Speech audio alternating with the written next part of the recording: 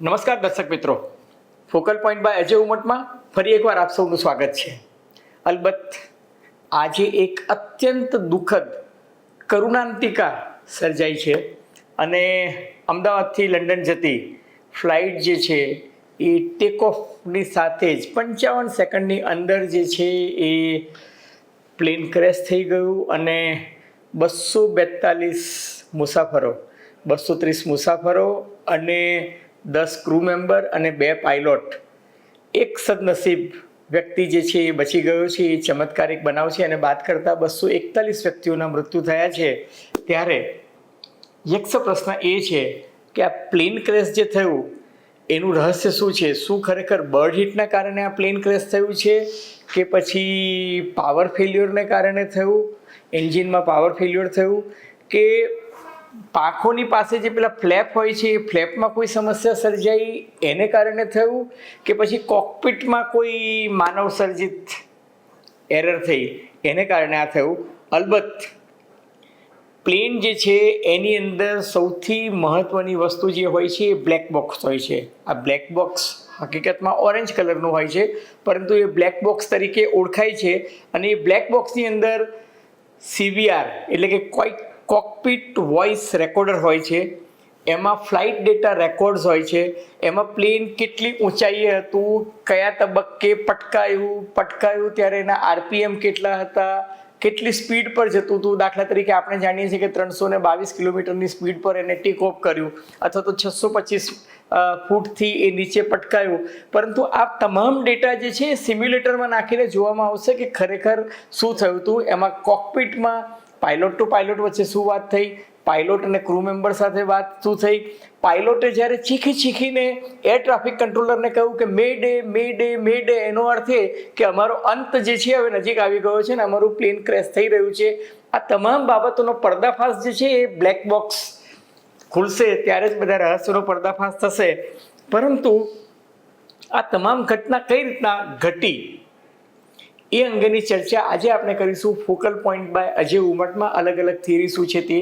પરંતુ એ પહેલાં મારી આપ સૌને નમ્ર વિનંતી છે કે જો તમને ફોકલ પોઈન્ટ બાય અજય ઉમટનો આ એપિસોડ ગમે તો મહેરબાની કરીને લાઇક કરજો, શેર કરજો, સબસ્ક્રાઈબ કરજો. અને આપ શું માનો છો, તમારી થિયરી શું છે, અમને જાણવું ગમશે. ધન્યવાદ, ખૂબ ખૂબ આભાર.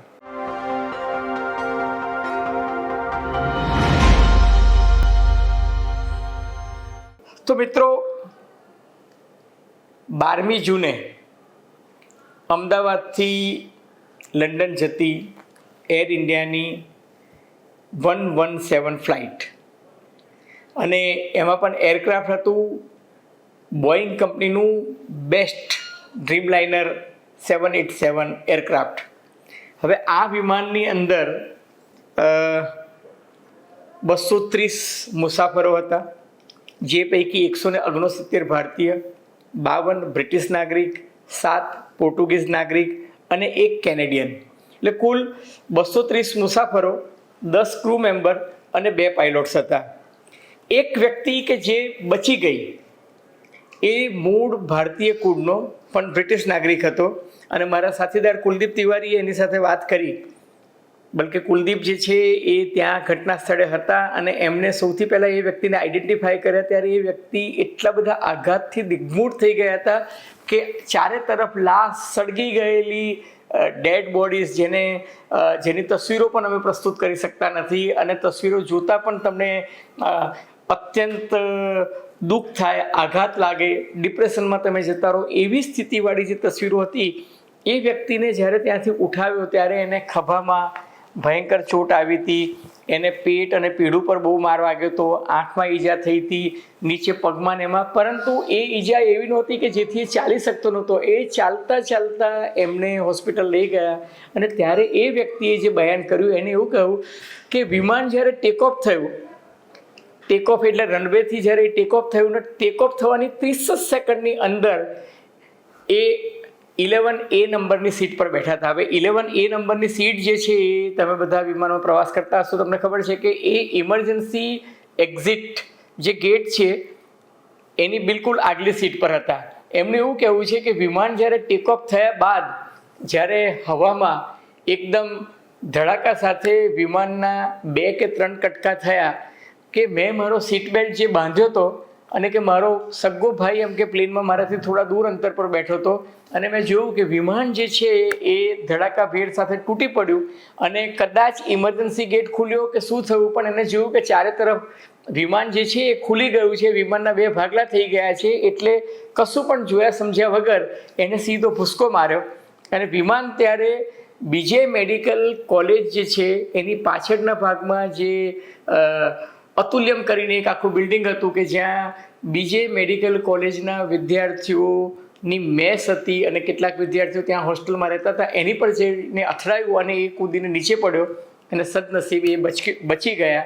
અને આ દીવમાં જન્મેલા ભારતીય કુળના બ્રિટિશ નાગરિક જેમનું નામ છે વિશ્વાસ, 38 વર્ષના, એને કહ્યું કે મેં વિમાન ઉડતા પહેલાં મારા 4 વર્ષના બાળક સાથે વાત કરી, કારણ કે 2 મહિનાથી હું અહીં હતો, મારી પત્ની સાથે વાત કરી અને એમ કે હું વિચારતો હતો કે ઘેર જઈને શું વાત કરીશ અને દરમિયાનમાં થયું, પણ એ આખી વસ્તુ જે છે એ એનાથી આગળ એ બયાન કરી શકતા નથી. ટૂંકમાં એક વસ્તુ સ્પષ્ટ થઈ રહ્યું છે કે પાયલોટને પ્રતીતિ થઈ ગઈ હતી જ્યારે એ મે ડે મે ડે મે ડે મે ડે જે છે એ શબ્દનો ઉચ્ચાર એવો છે કે પાયલોટ જે છે એર ટ્રાફિક કંટ્રોલરને કહી રહ્યો છે કે હવે અમારા માટે બચવાની કોઈ જ ગુંજાઈશ દેખાતી નથી, એટલે જો બચાવી શકતા હો તો બચાવો, પરંતુ મને નિશ્ચિતપણે દેખાઈ રહ્યું છે કે મારું પ્લેન જે છે એ ક્રેશ થઈ રહ્યું છે.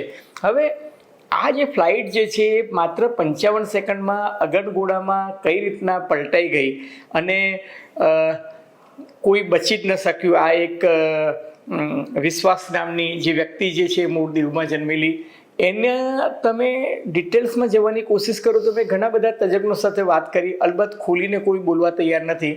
મોટાભાગના તજજ્ઞો જે છે એ એવું કહે છે કે બ્લેક બોક્સ ન ખોલે ત્યાં સુધી આપણાથી સત્તાવાર રીતે કંઈ જ ન કહી શકાય, પણ જે થિયરીઝ જે છે એ થિયરીઝમાં બધા એવું કહે છે કે પાયલોટે બચાવવાની કોશિશ કરી, એટલે એને છે ને સેફ જગ્યાએ પ્લેન લઈ જવાની કોશિશ કરી હશે, પરંતુ એના હાથ બહારની વાત હતી. તમે જુઓ કે પ્લેન જ્યારે ટેક ઓફ થયું ત્યારે એરપોર્ટની બિલકુલ બાજુમાં માત્ર 1.5 થી 2 કિલોમીટરના અંતરમાં જ પ્લેન જે છે એ પટકાઈને નીચે પડ્યું છે.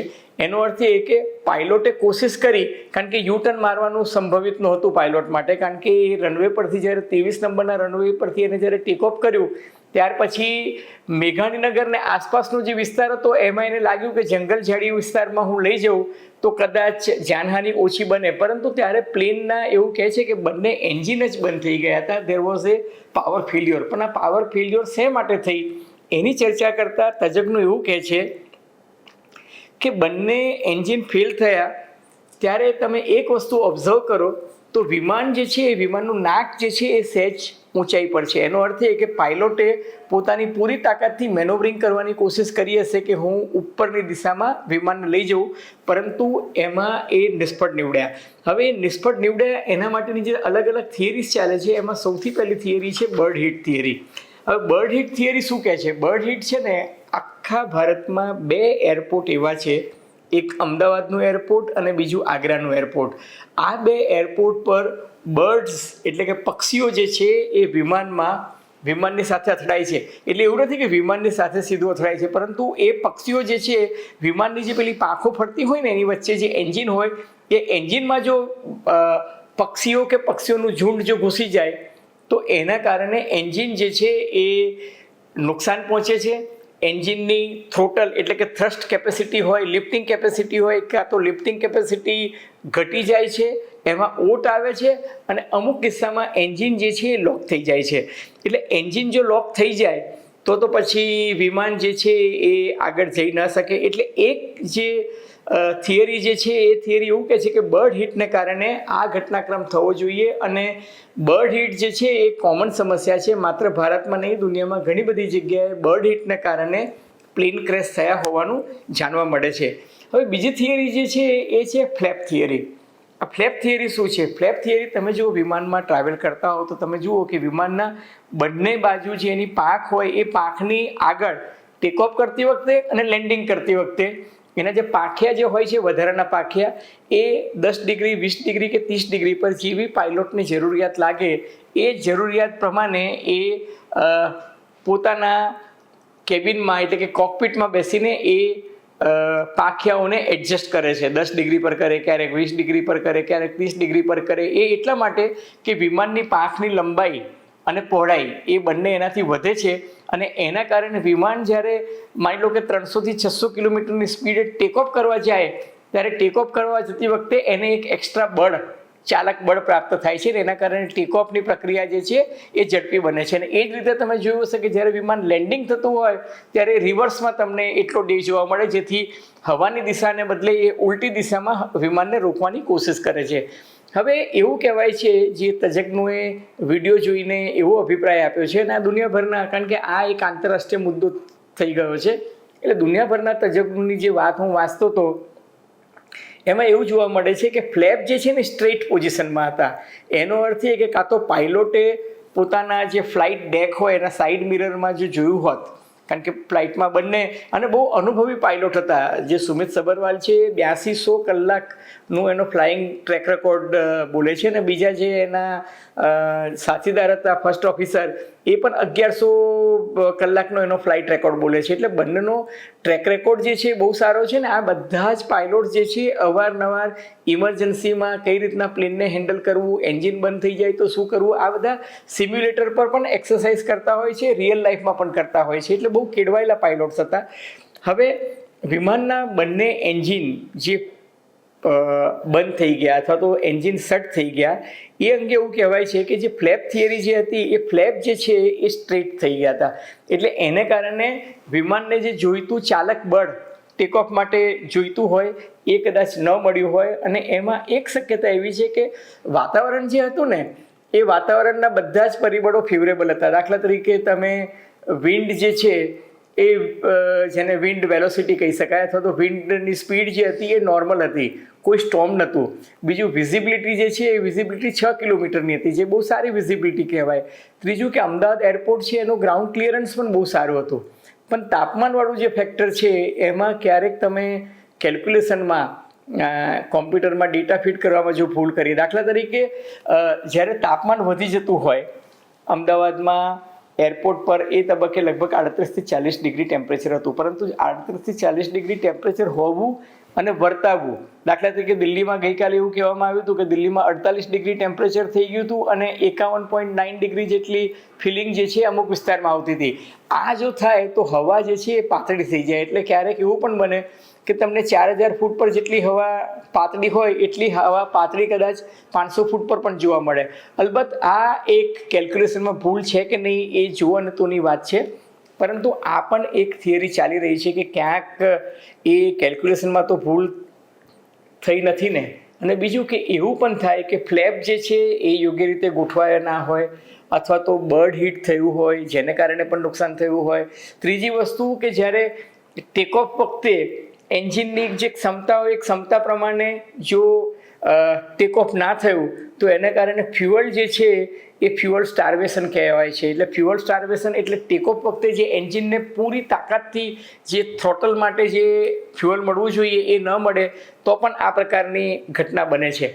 હવે મહત્ત્વની વાત એ છે કે આ બોઈંગ પ્લેન હતું અને બોઈંગ પ્લેનનું જે આ મોડલ જે છે ને એની હિસ્ટ્રી તમે ચકાસો, એના ઇતિહાસમાં ચકાસો તો આ વિમાનને આજ દિન તક એક પણ દુર્ઘટના નડી નથી.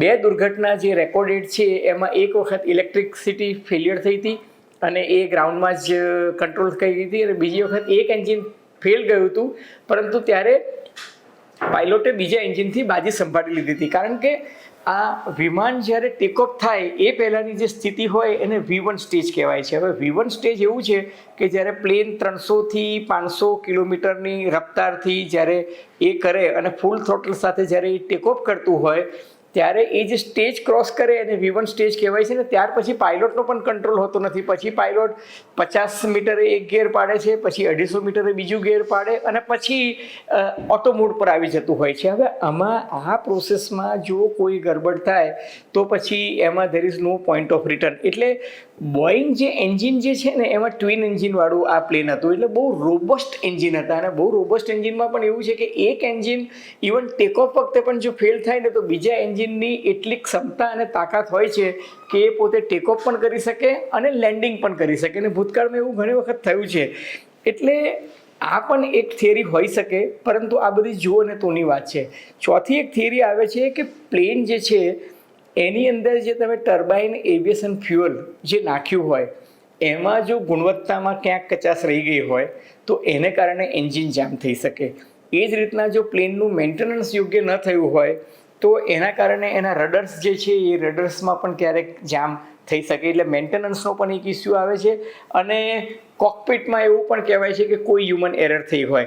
અલબત્ત આ બધી જો અને તોની વાત છે, પરંતુ એક હકીકત એ છે કે 322 કિલોમીટરની સ્પીડે જે પ્લેન જતું હોય અને 625 ફૂટેથી જ્યારે એ નીચે પટકાય અને જ્યારે એની ટેન્ક કેપેસિટી જે છે એ લગભગ 1,26,000 લીટર હતું અને ફૂલ ટેન્ક કેપેસિટીમાં આ પ્લેન જઈ રહ્યું હતું. એટલા માટે કે અમદાવાદ એરપોર્ટથી એ ટેકઓફ થતું હતું, લંડન જવાનું હતું અને લગભગ 9 કલાકનો એનો ફ્લાઇટ અવર્સ હતા. ફ્લાઇટ 9 કલાકની હતી.